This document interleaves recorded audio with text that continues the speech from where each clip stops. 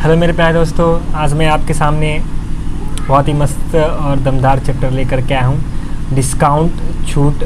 और ये वो छूट है जब किसी मॉल के सामने ये छूट का परसेंटेज लगा होता है तो उस मॉल में बहुत सारी भीड़ इकट्ठा हो जाती है। बहुत सारे लोग मॉल में सामान लेने के लिए दौड़ पड़ते हैं। कहीं 50% ऑफ लिखा होता है, कहीं 60% ऑफ लिखा होता है। तो ये आखिर 60% ऑफ और ये 50% दो बार ऑफ लिखा होता है, छूट लिखा होता है, इसका क्या मतलब हुआ और ये छूट किसे कहते हैं और इस छूट से एग्ज़ाम में कैसे कैसे सवाल पूछते हैं और ये इन सारे सवालों का जवाब हम इस वीडियो में पढ़ेंगे। आप बस शुरू से लेकर के अंत तक इस वीडियो में बने रहिए। और सबसे पहले हम शुरुआत करेंगे डिस्काउंट से भी पहले कि इस डिस्काउंट में हम किन किन चीज़ों का इस्तेमाल करेंगे। जैसे आप को मैंने इससे पहले प्रॉफिट एंड लॉस पढ़ाया, लाभ और हानि पढ़ाया था, प्रॉफिट एंड लॉस। तो उसमें क्या क्या इस्तेमाल हुआ था? उसमें इस्तेमाल हुआ था सीपी, जिसको हम लोग बोलते हैं क्रय मूल्य।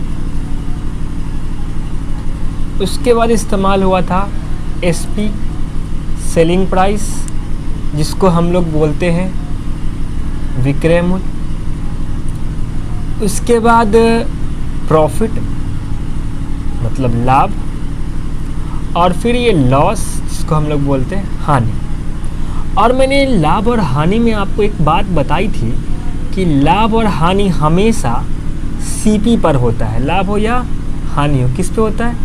सीपी पे होता है। जब तक कि आपको ये ना बता दिया जाए कि ये लाभ या हानि विक्रय मूल्य पर है, ठीक है? तो आप मुझे बताइए, डिस्काउंट, क्या डिस्काउंट भी सीपी पे ही होगा या एसपी पे होगा? बिल्कुल भी नहीं। सबसे पहले आप ये बात बताइए, जब आप मॉल में एंट्री करते हैं किसी भी मॉल में, तो वहाँ क्या क्या मिलता है आपको? तो जब आप कोई कपड़ा या कोई भी चीज़ पसंद करते हैं तो उसमें प्राइस टैग होता है। प्राइस टैग होता है ना, जिसमें RS लिखा होता है, लिखा होता है RS। उसी को हम लोग बोलते हैं मार्क्ड प्राइस। वो अंकित किया होता है, मार्क किया होता है, तो उसको हम लोग अंकित मूल्य बोलते हैं, मतलब मार्क्ड प्राइस, MP, या सूची मूल्य भी बोल सकते हैं। कभी कभी सूची मूल्य भी लिखा जाता है, लिस्ट प्राइस इंग्लिश में, कभी कभी लिस्ट प्राइस भी बोला जाता है। इसे ध्यान देना है, घबराना नहीं है, ठीक है? और इस प्राइस टैग में जो मार्क्ड प्राइस होता है, इसी मार्क्ड प्राइस पे हमको क्या मिलता है? छूट मिलता है। ये ध्यान देना है आपको, इसी मार्क्ड प्राइस पे हमको छूट मिलता है। तो आप एक बात जाने कि अंकित मूल्य पे छूट मिलेगा हमें मार्क्ड प्राइस पे, और लाभ या हानि कहाँ होगा? क्रय मूल्य पे होगा। ध्यान देने की बात है, एक पॉइंट यहाँ पे निकल के आती है, तो फिर विक्रय मूल्य कैसे निकलेगा, क्रय मूल्य कैसे निकलेगा? ध्यान दीजिएगा, एक बहुत ही मैं पते की बात आपको बता रहा हूँ कि जब सीपी में प्रॉफिट या लॉस, प्रॉफिट प्लस या लॉस माइनस होता है, तो उसका जो रिज़ल्ट होता है वो आता है एसपी। क्या आता है? एसपी आता है। और जब मार्क्ड प्राइस, अंकित मूल्य में हम डिस्काउंट करते हैं, छूट देते हैं, बट्टा भी इसको हिंदी में हम लोग बोलते हैं, बट्टा, तो माइनस करते हैं, तो भी हमारा रिज़ल्ट क्या आता है? एसपी ही आता है। बात समझ रहे हैं? तो हमेशा हमारा क्या आएगा?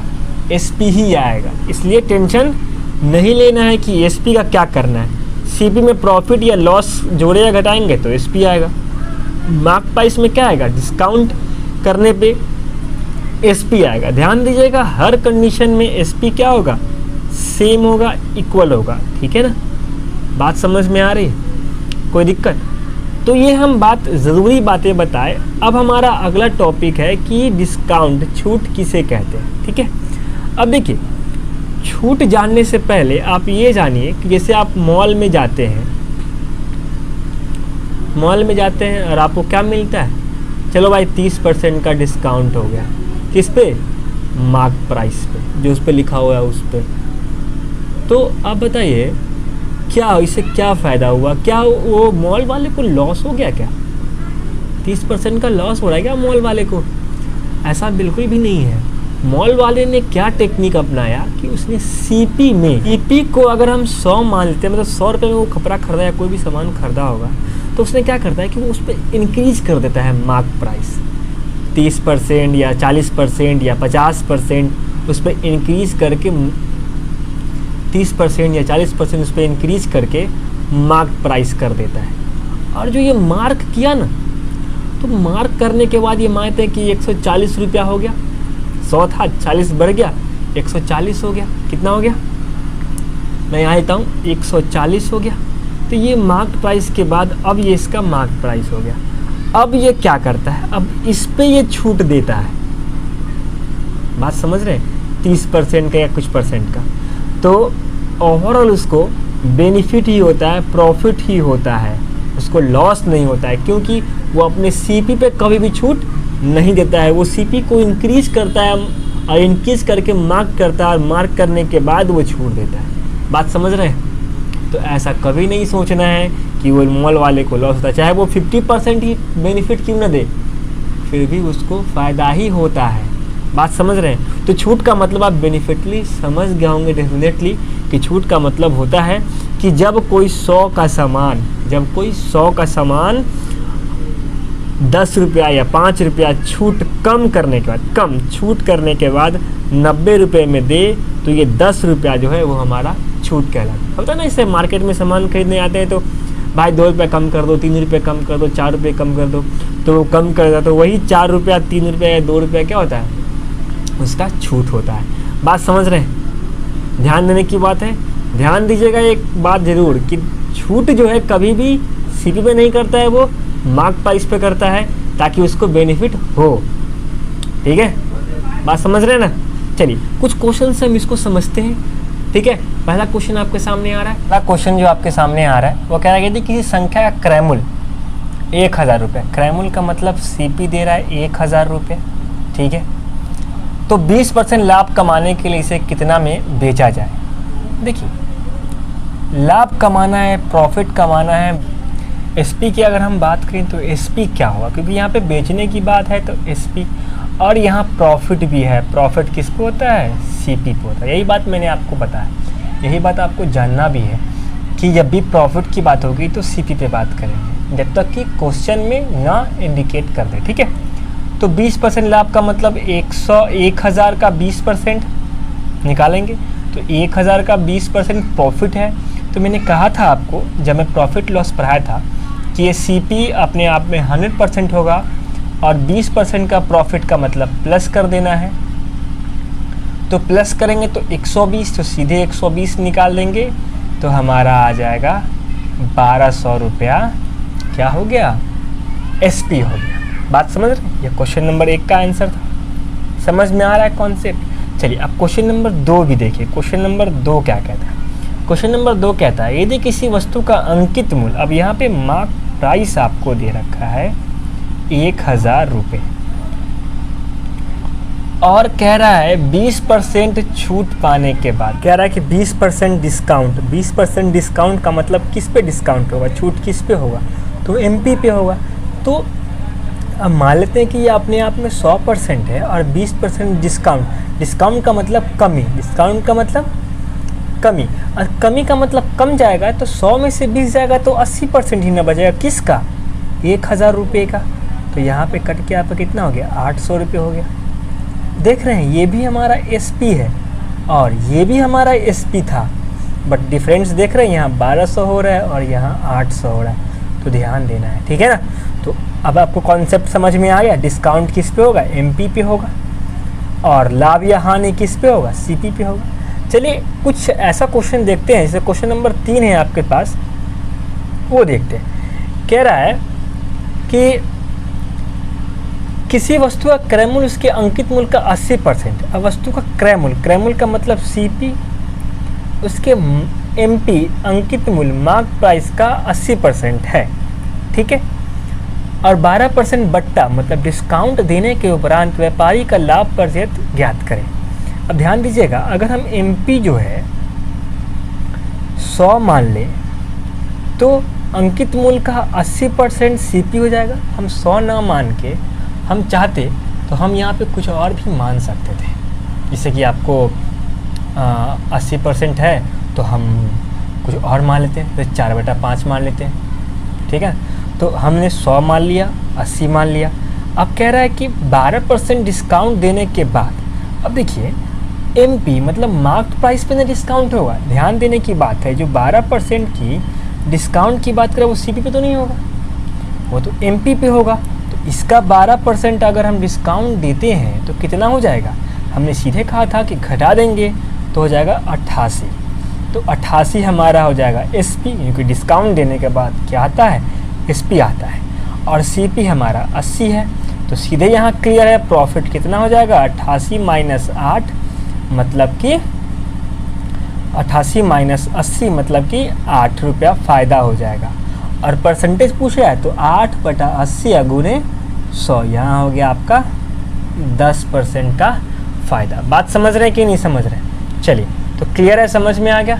अब चलते हैं क्वेश्चन नंबर हम लोग 4 की। नंबर 4 कह रहा है कि कोई व्यापारी अपनी वस्तु के मूल्य उनके क्रय मूल्य से 20% अधिक अंकित करता है।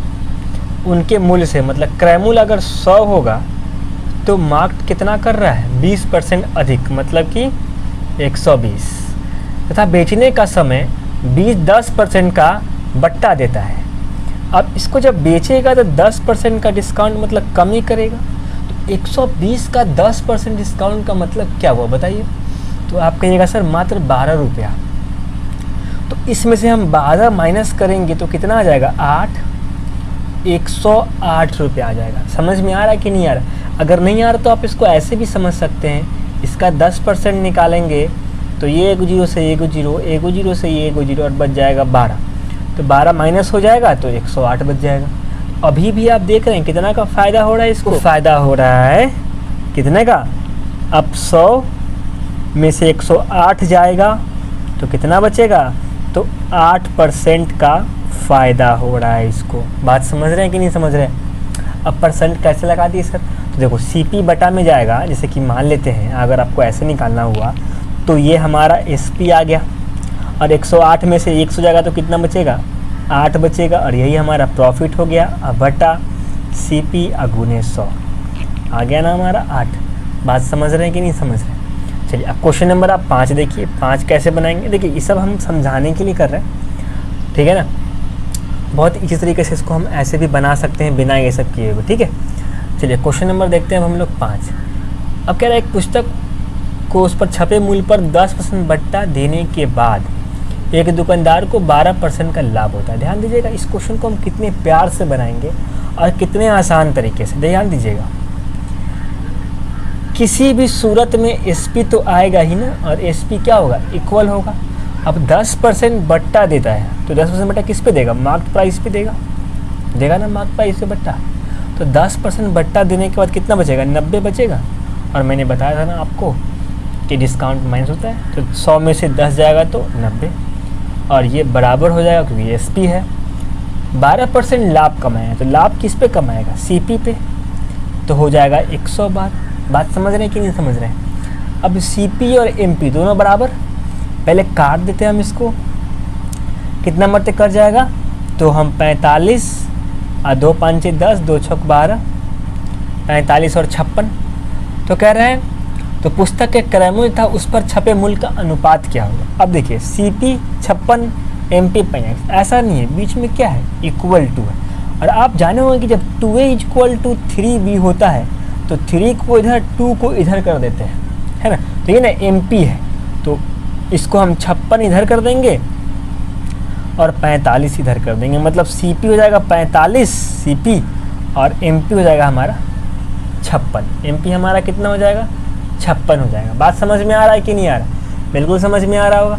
चलिए अब हम जानते हैं, अगला क्वेश्चन देखते हैं। अगला क्वेश्चन क्या कह रहा है, क्वेश्चन नंबर